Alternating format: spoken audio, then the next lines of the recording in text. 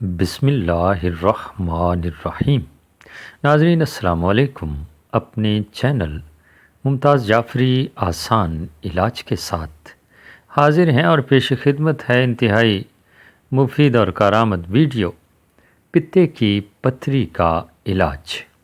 جی ہاں ناظرین، آج ہم پتے کی پتھری کے حوالے سے بات کریں گے اور اس کا بہترین علاج اور طب نبوی کے حوالے سے علاج آپ کو بتائیں گے۔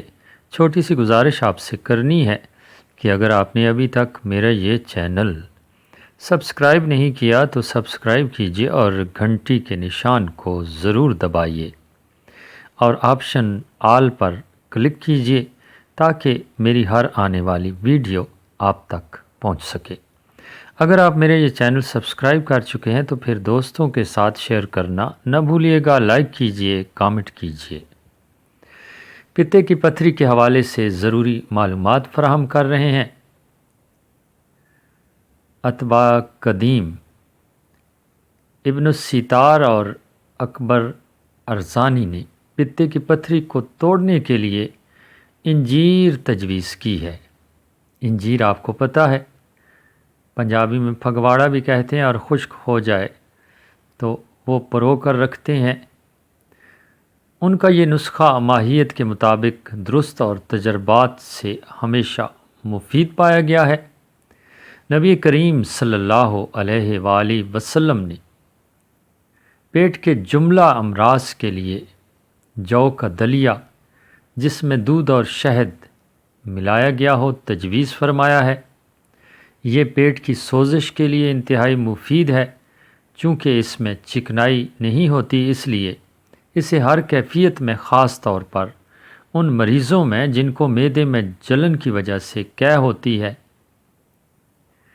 اس بنیادی اصول کی صداقت کے باوجود اتباع قدیم نے زیتون کے تیل کا استعمال کے لیے حکیم نجم الغنی خان اس کے بہت معترف تھے۔ زیتون کا تیل پتا کو سکیڑ کر اس کے صفرا کو باہر نکال دیتا ہے۔ اس عمل میں کئی چھوٹی پتھریاں باہر نکل جاتی ہیں۔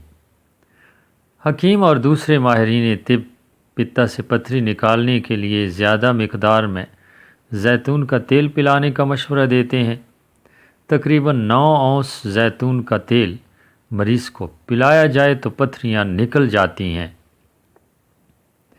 زیتون کا تیل ایک ایسی مفید چکنائی ہے جو دوسری چکنائیوں کو بھی ہضم کر دیتی ہے۔ اتباع قدیم نے پتے کے سدے دور کرنے کے لیے سرکہ کو مفید قرار دیا ہے۔ ابو علی سینا کے ایک نسخہ کے مطابق انجیر کو سرکہ میں بھگو کر پلایا جائے تو پتا کے مسائل جلد حل ہو جاتے ہیں۔